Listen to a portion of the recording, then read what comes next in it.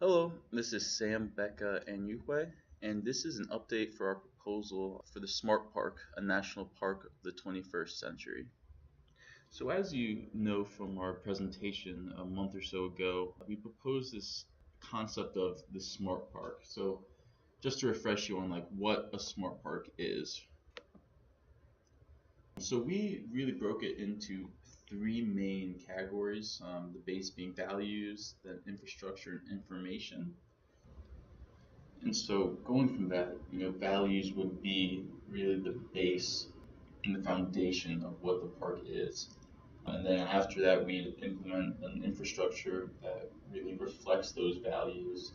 And then lastly, taking information and sharing that information and using that as a way to really overlay over everything and create an identity for the park. The next question we asked is, why do we think that this is a fitting concept for this area, for the Atlanta metro area? And the biggest reason we have is the diversity of the population of Atlanta and the surrounding counties, and also the growth of the city. As we moved forward with this concept, we were very focused on technology and how that could be implemented in a way to make this a smart park. And as we moved forward and started to visit the actual site and see what's there, we realized that this was a big hole in our concept. And the reason we saw this as such a big hole in the concept or the focus of the concept is that information technology can really be applied to any place and isn't very specific. And it just wasn't a strong enough focus to carry the project forward. So we took some time and looked back at our original ideas of this idea of the foundational values and thought that would be a great place to start looking for a stronger focus moving forward. So the new focus is thinking of the Smart Park as something collaborative. And the reason we chose collaboration as the focus is that this can work with existing organized groups of people with declared interests that fit the values of the National Park Service. And this can allow the park to function as a gateway to future use of the park and other sites. So next, we're gonna walk you through some of the steps we took moving forward, and how we think that you can take this idea of the smart park and collaboration and really make a reality.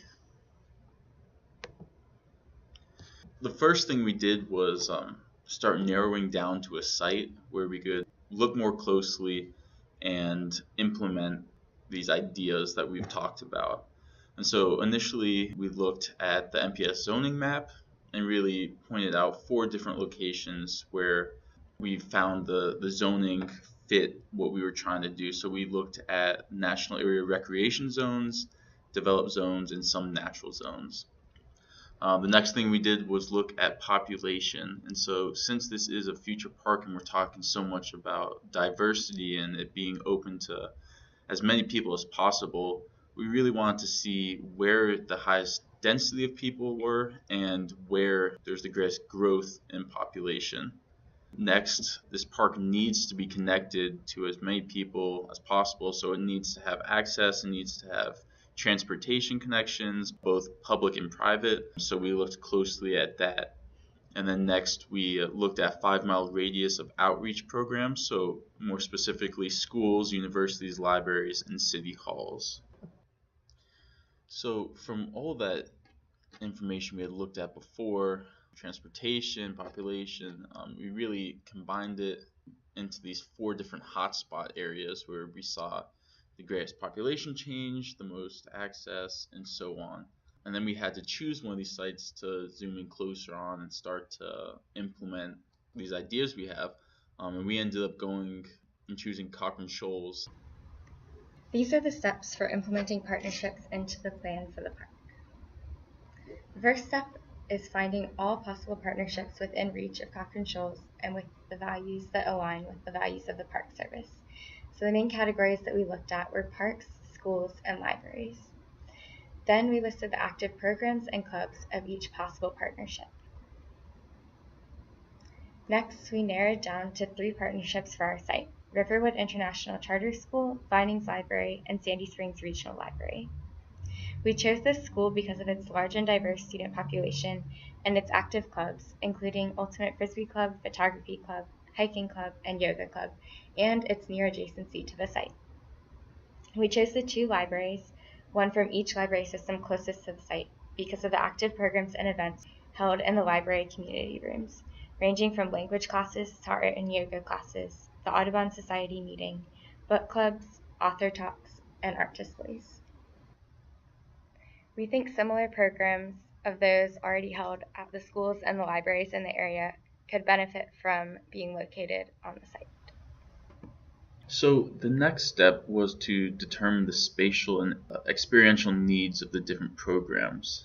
So spatially looking at the types of spaces each program needs, the types of trails, types of parking that would be most beneficial.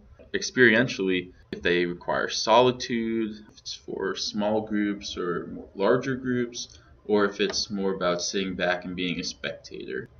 So our program needs, looking more specifically at the programs we chose, spatially the types of spaces we thought we needed were classroom spaces. This would be better for a lot like the library classes, open flat spaces for yoga and meditation, and then more outdoor classrooms, but really amphitheater for your larger gatherings or showings.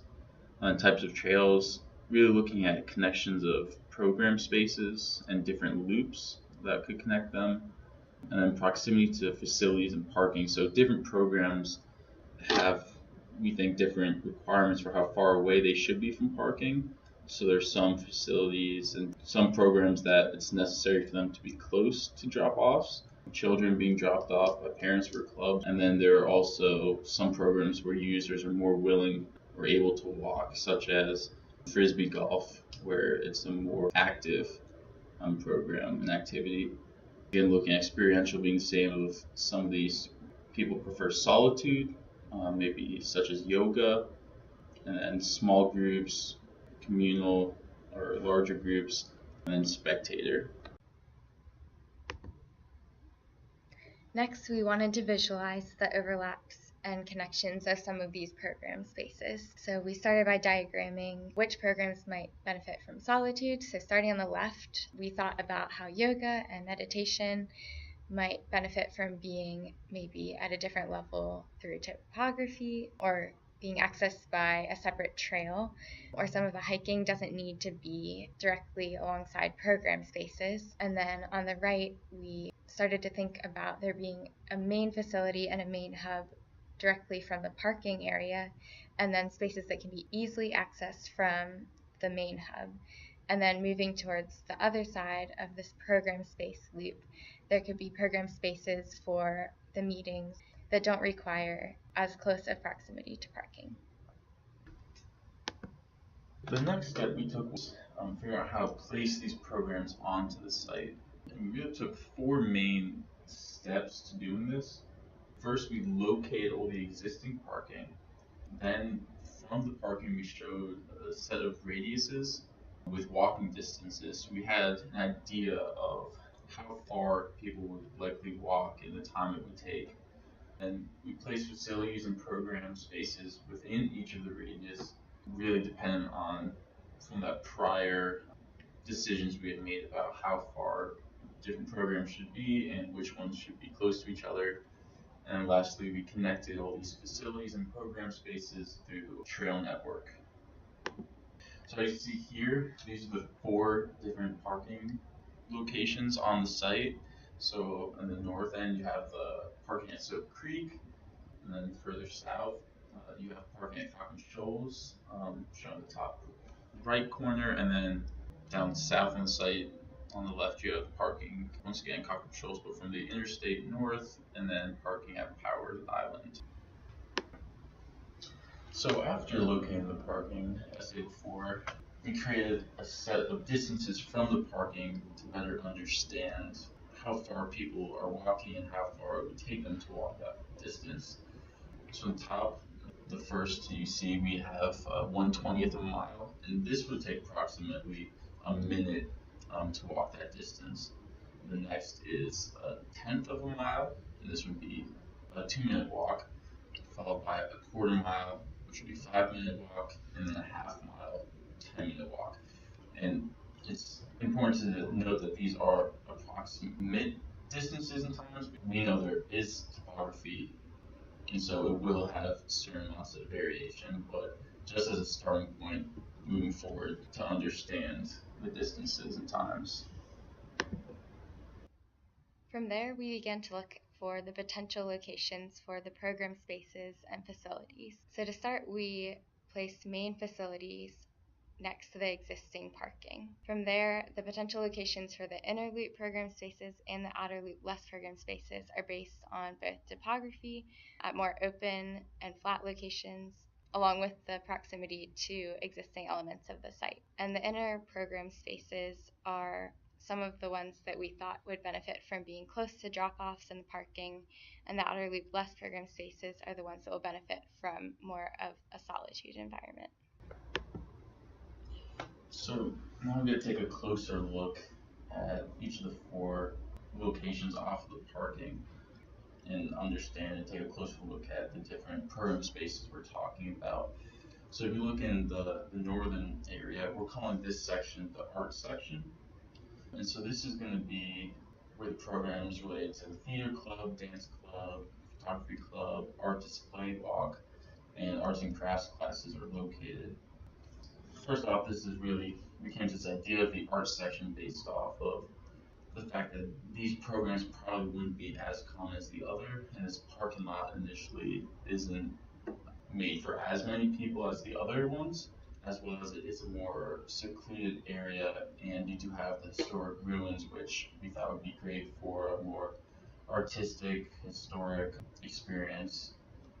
So looking closer, you can see that for area A, next to the parking, we're thinking about an amphitheater, and we thought this would be a great place just because it's close to the parking and there's a decent amount of topography change there.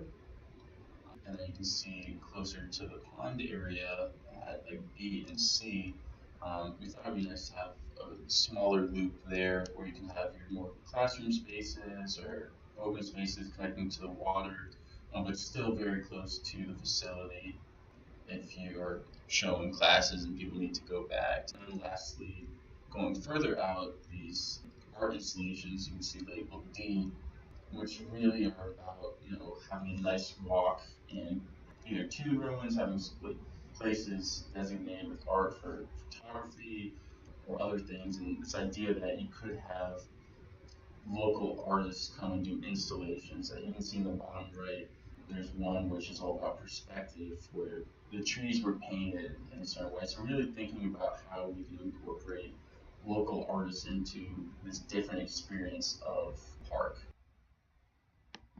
The next program area we looked at was the center area, also with existing parking and a main facility, and this one we're calling the education section. So this will serve the needs of yoga, tai chi, meditation groups, page turners club, the arts and crafts classes, screening events, and some of the author talks and speaker events happening. One of the areas we're again having an amphitheater near the main facility in an area with topography change, and then labeled with B, you see the large class space, again close to the main facility and parking for some of the larger events. And C, the open flat spaces both down by the river and up on the ridge in the solitude area for different groups of yoga classes and meditation. And the space labeled D is an option for small class space and maybe some more moving into the ridge area from the change of topography, so places where some of these smaller groups and clubs can meet. So the next section is in the southeast side, and this is what we're calling the recreation section. So the different programs this would be dealing with would be frisbee golf clubs, the badminton club, a fishing club, and then rafting. And so as you can see, a lot of the site you already have unused space, a lot of it, which would be great for a frisbee golf course, just as a way to get people out experiencing the landscape, and the amount of infrastructure required for an actual frisbee golf course is very minimal. I just could use existing paths. The next is river access. So this area already has, your rafting outfitters and some access, but providing more, which would be available for like fishing or just getting your rafts down, but also just a nice place to be and experience the water. And then lastly, admin courts. So these would be located close to the parking and flat areas and could be used as badminton sometimes and at other times just grass. The final section of the site for program is in the southwest area of the site, and we're calling this the environmental section. So this would serve the needs of the recycling and environmental club and environmental related classes that can meet in these spaces. And we chose this area for the environmental section because of the vulnerability of this part of the site and the opportunity for these clubs and classes to use this as a teaching area. So A shows the location of a main facility off the existing parking so that there is space that classes can meet. And B is showing the potential still for an outdoor class space and smaller group meetings. So lastly, once we figured out all these potential locations for the program spaces, we really looked at how to connect them all in the trails. And we broke up into three types of trails, one being the program loop path in orange, one being the connecting trail in yellow, and then one being the primary path in red. So the red path is really on the existing waterside trail where you have a lot of people running all the time, and it is such like a main area when visiting the park. We just thought, have to keep this as one of the main places to run and experience. Then looking at the program loop path, the function of this is really just to connect all of those different program spaces and to make it easy for people who want to get from one space to another to know where they're going and to know that they are in a loop. And then lastly, with these connecting trails that are in yellow, these are the only trails that really reach outside of the radii that we had shown earlier. And so these are for more of your movement recreation, such as like hiking or let's say biking. And they really go off a lot of the existing trails and aren't made for as much constant use as the program loop paths and the primary paths. Thanks for listening, and we look forward to your feedback.